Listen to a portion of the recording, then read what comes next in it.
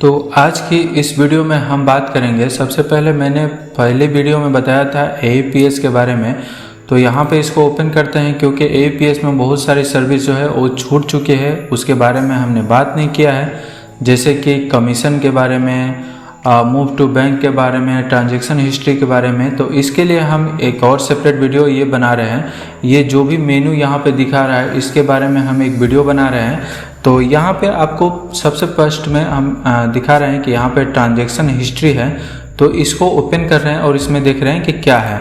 तो जैसे ही transaction history open करते हैं तो आप सबको पता होगा ट्रांजैक्शन हिस्ट्री में जो हम डेबिट और क्रेडिट करते हैं वही यहाँ पे नोटेड रहता है, और ये बहुत ही अच्छे तरीके से यहाँ पे सेव रहता है। आप इसको कभी भी प्रिंट कर सकते हैं, ये इसकी सबसे अच्छी बात है और बहुत ही अच्छी खासियत है। यहाँ पे टाइम तक नोट रहता है कि इस टाइम में पेमेंट हुआ है। तो ये देखिए हमने 12 सितंबर को पेमेंट किया था, ये 100 रुपये का। यहाँ पे देखिए ये कस्टमर का नंबर है, ये आधार नंबर है, और ये इतना जो XX लिखा हुआ है ये मतलब हिडन है, क्योंकि ये सिक्योरिटी पर्पस से लिए हिडन कर दिया जाता है। और उसके बाद यहाँ पे कस्टमर मोबाइल नंबर है, यहाँ पे अमाउंट है, उसके बाद स्टेटस देखिए यहाँ पे सक्सेस हो चुका है।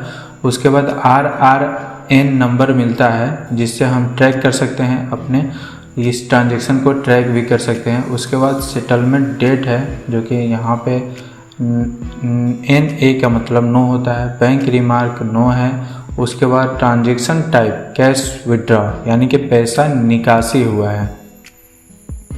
तो इस तरह आप अपना ट्रांजैक्शन हिस्ट्री देख सकते हैं कि हमने किस किस कस्टमर का कब कब पैसा निकाला है। तो इस ट्रांजैक्शन को हम यहाँ पे अगर क्लिक करेंगे, इस ट्रांजैक्शन ID पे क्लिक करेंगे तो देखिए यहाँ पे इसका पूरा डिटेल और भी डिटेल दिखा रहा है। देखिए मार्को डिवाइस से निकला हुआ है, बायोमेट्रिक टाइप है, उसके बाद ये सारी जानकारी दिखा रहा है जो। तो इसको हमें अगर प्रिंट निकालना है तो यहाँ पे देखिए प्रिंट कस्टमर रिसिप्ट लिखा हुआ है, इस पर जैसे ही क्लिक करेंगे तो देखिए यहाँ पे हमारे सामने एक जो प्रिंट है वो जनरेट हो चुका है, और ये रिसिप्ट को हम या तो यहाँ पे प्रिंट कर सकते हैं या फिर सेव कर सकते हैं। तो इस तरह हमने देखा ट्रांजैक्शन हिस्ट्री में ये सारी सर्विस यहाँ पे उपलब्ध है। या फिर आप यहाँ से सर्च कर सकते हैं किस डेट से लेकर किस डेट तक, और आधार नंबर का लास्ट 4 डिजिट डालकर फिर या फिर कस्टमर का जो नंबर है वो डाल के यहाँ पे देखिए कस्टमर मोबाइल नंबर यहाँ पे डालेंगे या फिर ट्रांजैक्शन ID डालेंगे। ट्रांजैक्शन ID ये होती है, ये डालेंगे या फिर स्टेटस से चेक करेंगे सक्सेसफुल या फेल। इस तरह आप चेक कर सकते हैं अपना पूरा ट्रांजैक्शन हिस्ट्री। तो उसके बाद हमारे सामने जो आती है वो है move to bank. Move to bank क्या होता है, जो हमने जितना भी पेमेंट निकासी किया होता है कस्टमर की ID से, उसको हमें किसी न किसी तरीके से कैश निकालना होता है। तो मूव टू बैंक ये एक सर्विस होती है, इसमें पहले से ही हमारा अकाउंट यहाँ पे देखिए एक अकाउंट जो है वो पहले से ही ऐड हो चुका है, और इसी अकाउंट पे इस वॉलेट का जो हम कस्टमर का पेमेंट निकालते हैं वो इस वॉलेट में सेव होते जाता है, और यही वाला पेमेंट जो है उसको हम इस बैंक में ट्रांसफ़र करेंगे। आप जो भी बैंक ऐड करेंगे उस बैंक में ट्रांसफ़र हो जाएगा, और ट्रांसफ़र होने के बाद हम बैंक से कैश निकाल सकते हैं। तो इस तरह हम कैश लेकर आते हैं और फिर वही कैश कस्टमर को देते हैं, और फिर हमारे वॉलेट पर पैसा आ जाता है। फिर बैंक में ऐसा रिसाइकलिंग चलते रहता है। ये है मूव टू बैंक। अब हम यहाँ पे मूव टू बैंक में देखेंगे कि यहाँ पे 2 सर्विस है, IMPS और निफ्ट। अगर IMPS करते हैं तो कुछ ट्रांजैक्शन चार्ज करता है जो कि यहाँ पे लिखा हुआ है, देखिए आपको भी दिख रहा होगा। और निफ्ट करते हैं तो चार्ज तो नहीं करता है, लेकिन ये बहुत ही स्लो चलता है, ये बहुत ही बाद में जाएगा पेमेंट और थोड़ा लेट भी जाएगा, तो हमें IMPS करना चाहिए। उसके बाद है मूव टू डिस्ट्रीब्यूटर। जो हमारे डिस्ट्रीब्यूटर हैं हम उनको ये पेमेंट भेज सकते हैं। जैसे मेरा जो डिस्ट्रीब्यूटर है उनका नाम है सुधांशु सिंह, इनको हम ये पेमेंट भेज सकते हैं। देखिए उनका मोबाइल नंबर है और उसके बाद CMS ID यहाँ पे लिखा हुआ है, तो ये पेमेंट हम उनको भी भेज सकते हैं और उनके थ्रू हम कैश लेकर आ सकते हैं। तो ये होता है मूव टू डिस्ट्रीब्यूटर। उसके बाद है कमीशन सेटिंग। ये है सबसे बड़ी जानकारी और बहुत ही अच्छी जानकारी।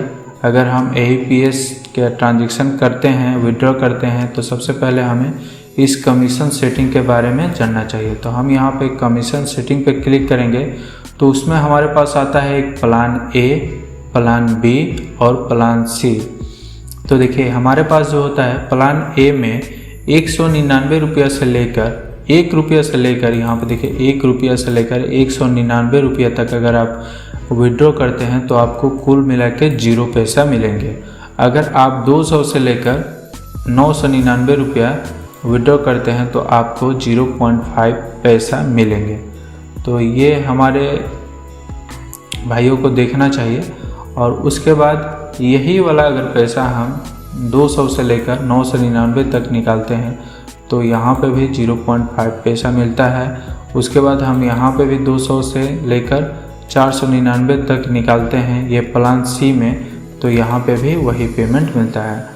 तो इस तरह हमें देखना इसमें ये होता है कि अगर हमारे पास जो कस्टमर है उनको अगर 2000 से लेकर यहाँ पे आप देख सकते हैं 3000 के बीच में पेमेंट निकालना है, तो होता क्या है कि अगर हम प्लान B पे करेंगे तो हमें उसी जो विड्रॉ कर रहे हैं तो वहाँ पे हमें 3 रुपये मिलेगा, लेकिन अगर प्लान A है तो 5 रुपये मिलेंगे। तो यही हमारा सबसे बड़ी बात है, हमें यहाँ पे चेंज करते रहना चाहिए। और ये हमें हर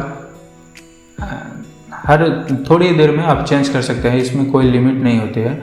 आप यहाँ पे प्लान B पे क्लिक करके और एक्टिवेट प्लान कर सकते हैं और ये चेंज हो सकता है। तो इस तरह आप यहाँ पे कमीशन सेटिंग देखेंगे। और कमीशन सेटिंग के बारे में मैं आपको एक और भी वीडियो बनाऊंगा जो कि बहुत ही अच्छे तरीके से आपको बताऊंगा कितना पेमेंट निकालने पे कितना पेमेंट मिलता है।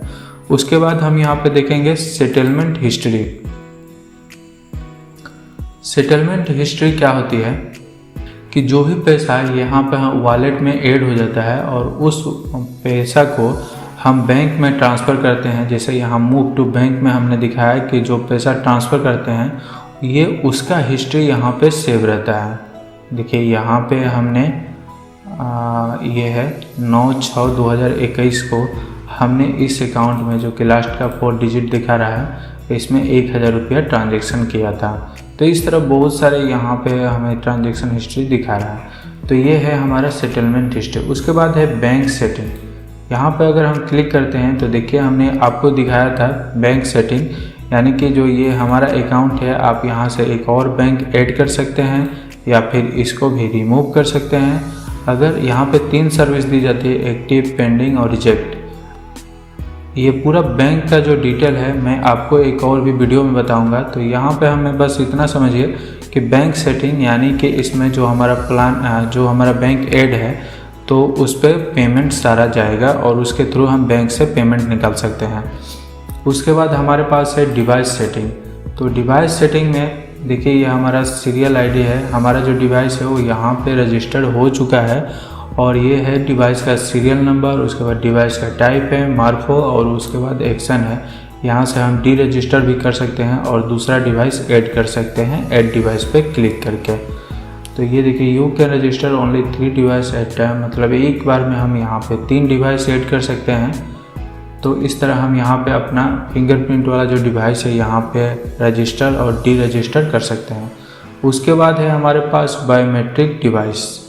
तो बायोमेट्रिक डिवाइस पे अगर हम क्लिक करते हैं तो यहाँ पे इंस्टॉलेशन का पूरा फुल प्रोसेस दिया गया है जो कि मैं आपको दूसरी वीडियो में बताऊँगा इंस्टॉलेशन के लिए। और उसके बाद है हमारे पास हेल्प पे क्लिक करते हैं तो ये जो वेबसाइट ओपन होगी यहाँ पे इन लोगों का अपना स्पाइस मनी जो है उनका अपना यूट्यूब का चैनल है, आप वहाँ से भी देख सकते हैं पैसा निकालना स्पाइस मनी में। ये देखिए स्पाइस मनी ऐप का उपयोग करके नकदी कैसे निकाले, बायोमेट्रिक डिवाइस कैसे स्थापित करें, ये सभी सुविधाएं ये लोग आप अपने यूट्यूब के चैनल पे भी देते हैं। तो मैं इनका भी चैनल नीचे डिस्क्रिप्शन बॉक्स में लिंक डाल दूंगा, आप वहां से इस चैनल पे भी जाके वीडियो देख सकते हैं। तो इस तरह हमने यहाँ पे ये सारी चीज़ें जो है कवर की है। इसमें से 2-3 चीज़ हम कवर नहीं किए हैं क्योंकि वीडियो बहुत ही लंबी हो जाएगी। तो आज की वीडियो में बस इतना है।